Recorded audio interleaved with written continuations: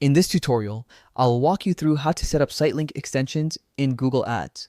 One of the most effective ways to make your ads stand out and drive users directly to important sections of your website. These extensions add extra clickable links below your main ad, improving visibility, engagement, and your overall click-through rate. Let's start by heading over to the Google Ads website. Open your browser, type Google Ads, and go to the official page. This is your main control center for managing all your ad campaigns. Once you're there, click on the sign in button and log in using your Google Ads account credentials.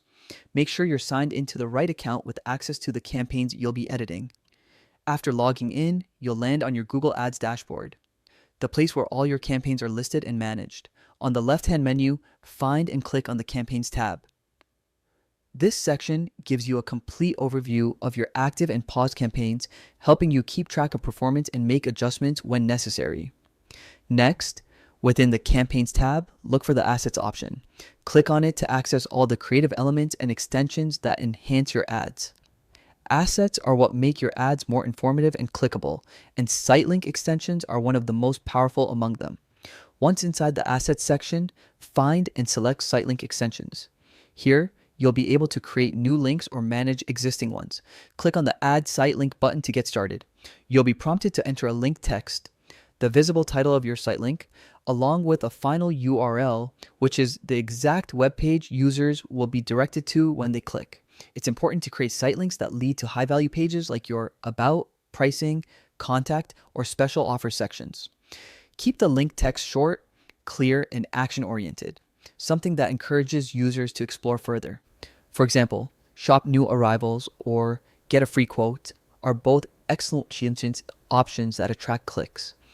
Once you've entered your site link details, you can add optional descriptions to provide extra context. These appear as additional lines of text beneath the link, giving users more information about what they'll find after clicking. When you're done, hit save, and your new site links will be added to your selected campaign or ad group.